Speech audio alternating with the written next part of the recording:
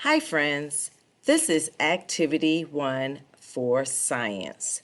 Your learning goal is to identify what plants need to make their own food. You're going to look at this photosynthesis chart, study it.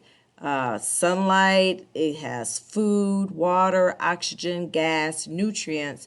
So you're going to look at this chart and then you're going to fill the missing words of the poem that comes with this activity. So once you look at the chart, then you're going to look at the poem. You're going to read the sentences. Plants need food like me and you. You're going to read all the sentences. And when you come to the empty boxes, you're going to find a word from your choices here. Cut the words out and then glue them in those boxes to complete the poem. So again, you're going to identify what plant needs to make its own food by looking at your chart. You have a poem to fill out.